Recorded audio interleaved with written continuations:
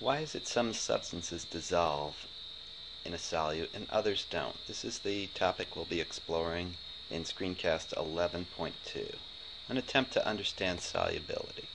By the time you finish this screencast, you should understand what happens on a molecular level when things dissolve. Imagine sodium chloride entering water, H2O.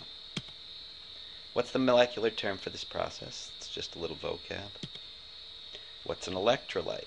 Another vocab term that's used oftentimes, especially in sports.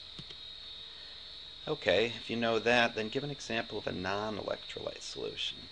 A solute, a solvent, but the solute is not a salt. Give an example of one. Why is it that butanol, which is a 4-carbon alcohol, is insoluble in water, but ethanol, that 2-carbon alcohol, is soluble? This can help us understand the whole molecular process of solubility and why some substances dissolve in water, for example, and others don't.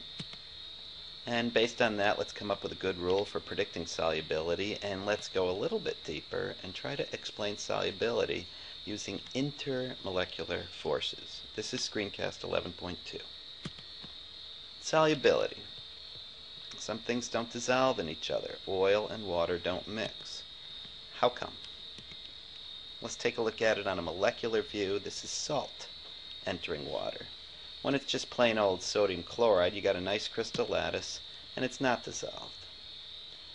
As water starts to come in, it will partially surround that solute and break it up a little bit from the outside in. Hopefully this gives you a good view of why chunks or reduced surface area make solubility difficult.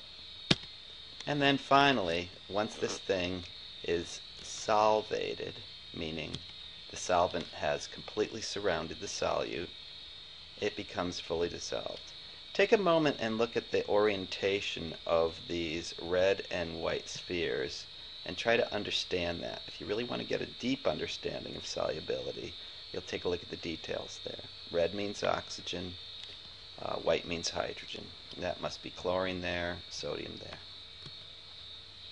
Anyhow, this salt and water is an electrolyte. It's a salt solution. It would conduct electricity. What makes things dissolve? Well, let's consider some data. If you throw methanol into water, it's soluble. Ethanol, soluble. Propanol, the 3-carbon alcohol, soluble. But when you go to butanol, that 4-carbon alcohol, it's insoluble.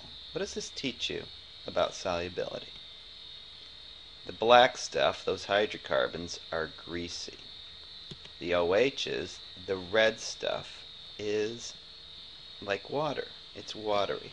Sometimes you'll see the terms hydrophilic, water-loving, and hydrophobic, water-hating. Write them down if you need to.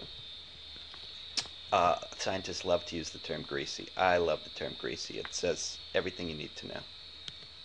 So we come up with a solubility rule of thumb, which is that like dissolves like.